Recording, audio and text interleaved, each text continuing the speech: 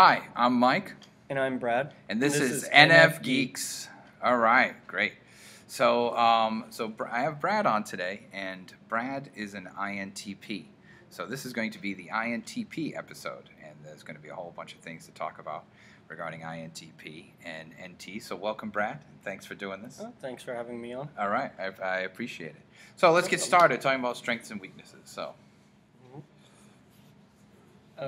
Strengths? Yeah, sure. Okay, so I think one of the strengths of INTP, and my favorite strength as a teacher, is INTPs ask questions.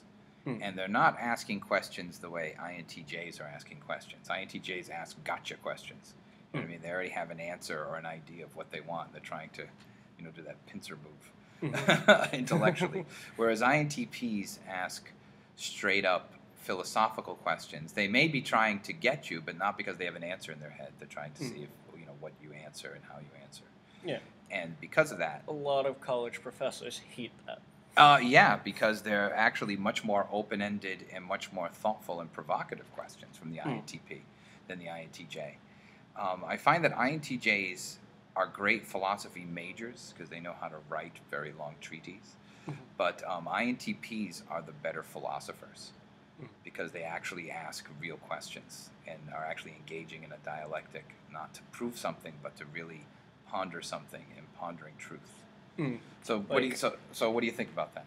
Like Socrates was I think he was an ENTP, honestly. Really? I've thought more and more about it. And okay. He would just kind of go up to people and start asking them questions where an INTP might think about doing that, but probably wouldn't go through with doing that. Right. With actually interacting with humans. Yeah. We're too busy, One of INTP's my favorite things to do is contemplate. Yes. And it's just kind of like a meditation, but sometimes you get very lost in your thoughts. So if you see me just like sitting somewhere and I look very puzzled, it's because I'm contemplating. Yes. INTPs are great contemplators. They're always asking questions, and that's always leading to a contemplation. Yeah. INTJs aren't contemplators. No. They're strategically trying to prove something. They're much more, I don't find that INTPs are trying to prove something directly. Except I find they rather express ideas. Yeah. Does that seem correct to you? I also think as a strength, and this is more speaking as a teacher, that INTPs are much more designing their papers, when they write papers, or designing their papers to fit a certain parameter. The sort of constructing something that meets the requirements. I mean, it doesn't mean it's not long or anything, but they're trying to stick within a certain idea.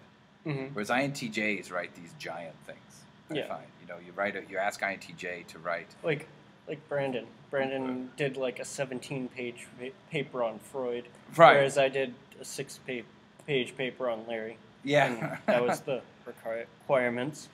Yeah, that's right. That's right, and INTJs. You ask them to write a paper about Immanuel Kant in the first chapter. So there's chapters, and then the first chapter is like, chapter 1, the Big Bang, and then chapter 2, the Roman Empire. It goes. There's this, and then finally, 30 pages in, you get to Kant. Do you find that you write things in a more concise way?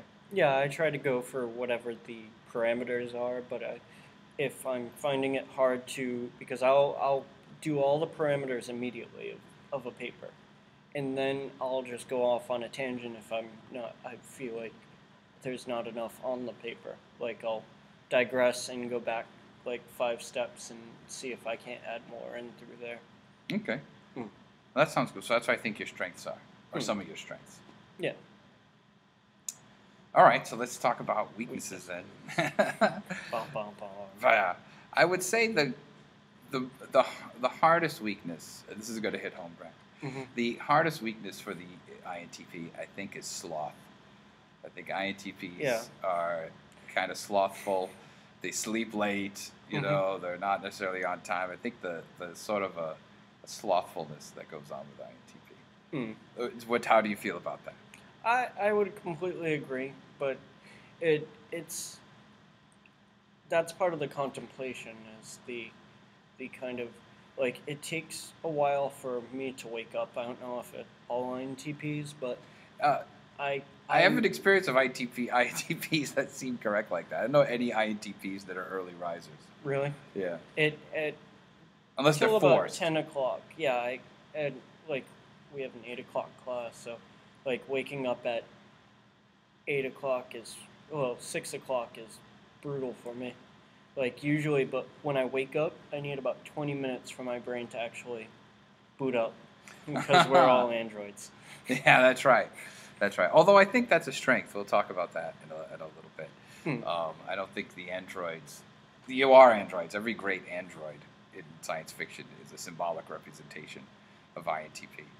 But that's I would say that's a strength, not a weakness.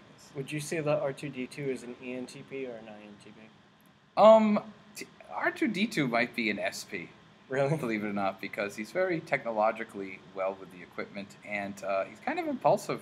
Yeah, You know, well, kind of like he doesn't have a plan. That's why I was thinking he was an E, because he just kind of darts out there. Yeah. And does it. Yeah. Hmm. But I would But say, I would accept the SP. yeah, possibly he's an SP. He could be an ESFP. That's right. He Yeah. could be an ESFP.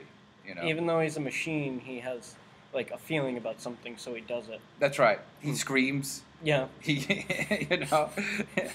you know, he screams. And socionics, which is a version of the Myers-Briggs, and I'm always on the bubble about, because sometimes I think, wow, they're right on, and then I think, oh, how are they arriving at this? But I would say, even though I have my doubts, I find that it's pretty solid. And what they would say is that the INTP has the best relationship with, guess what, the ESFP. So if C3PO is an INTP. That's why. What's his name? It's R2D2 and C3PO. Yeah. Right. Have such a good relationship. Right, because it matches that. But getting back to sloth. Yeah. How do you feel about that, Brad? I agree. I think that INTPs really need to, like, I'm learning to force myself to read, because I Really? go basic.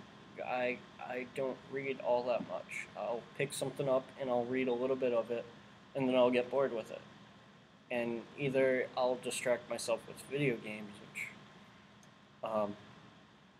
is a bad thing, or I contemplate more, which can be a good and bad thing at the same time. Yeah, that's right. And actually, I think this is both a strength and weakness. I find INTPs are sort of meant for college, but sort of passive-aggressively rebel at the same time against college, even though college is a great place for their contemplation, or should be. I mean, maybe the fact that college isn't what it's supposed to be is why this gets thwarted. But I find that every INTP belongs in college, but is simultaneously rebelling, sort of. How do you feel about that? I don't know if rebellion's the right word. But it's a quiet rebellion. it's like the British rebel very quietly. Sure. We just say under our breaths, I disagree. College is a good place for INTPs, but we do kind of try to go against it in ways like the whole. I think most INTPs hate the fact that they're just looking for you to do the parameters rather than go a little bit beyond your comfort zone, which I think that's what I'm looking for a lot of the time. Is like, I talked to a UMass Dartmouth student, and she was like, oh yeah, this is easy. And I was like, college isn't supposed to be easy. It's supposed to be challenging.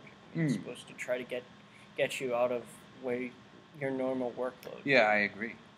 And INTPs have that great criticism ability to not critique, not criticism like in a personal sense, but a critique aspect. I have the ability to.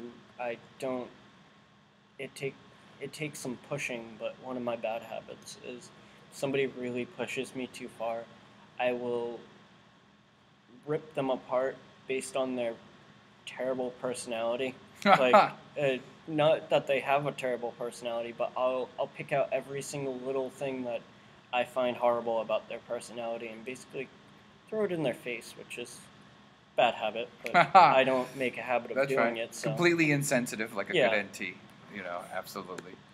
You know, Mm. that seems right. All right, so I want to talk about values and NT values and orientations, and have you talk about how you reflect them, or how you feel about them, or think about them. Mm-hmm. Okay. Okay. So, NTs are known for having great interests in science and technology. Mm-hmm. So, how does that resonate with you? How does that I connect? agree. When I was younger, I was really into geology. Ah, I like I can see that as a being an NT. Yeah. I like geology, and like I had a really great fourth grade teacher who kind of got me into science. And at in middle school, it kind of lost. I stopped really caring about anything, and it I carried that with me in high school. But after after I left high school, it kind of came back to me, and I really do enjoy science in a lot of ways. I don't enjoy scientists a lot of the time though. They're I like they're rather than being skeptics, which is a Ah. thing that NTs are very good at. They're cynics, a lot of them. Yeah, I agree, particularly INTJs. Yeah, have a very cynical side. That's a really to bad them. habit of INTJs. All right, let's talk about skepticism, because that's a particular intellectual value of NTs. And how do you reflect or think about skepticism yourself, and your own skepticism? My own skepticism. How do I feel about skepticism?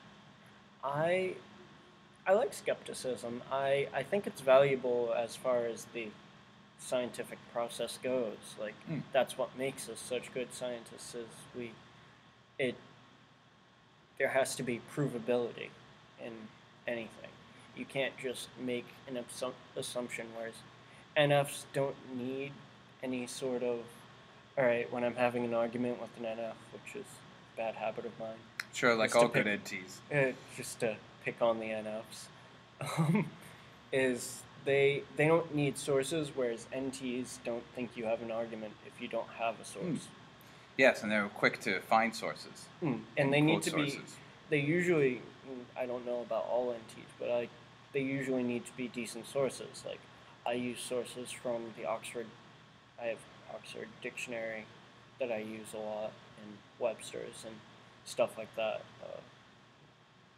And they just need to be some sort of scholastically valid. Is that the word I'm looking for? Sure. Scholastically valid source. Sure. And that leads to the idea of reason and logic and cognitive process and rationalism. How do you reflect or think about that in your own expression of INTP? My own. It would be like if. My own feeling. Sorry. Your own thoughts about rationalism. Do you find how do you express rationalism?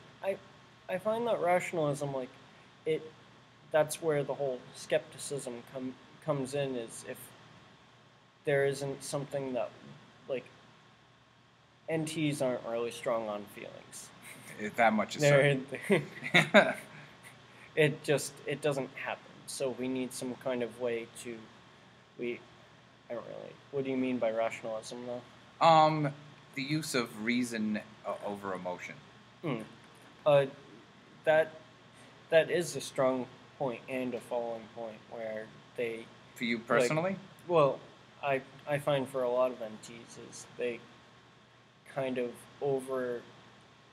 try to over rationalize things. Like I do that a lot. Is I try to explain everything, whereas not everything can be explained, which hurts to say. My quantum core hurts a little saying that. Oh, sure. We'll get to that maybe in a future episode. All right. Well, thanks, Brad.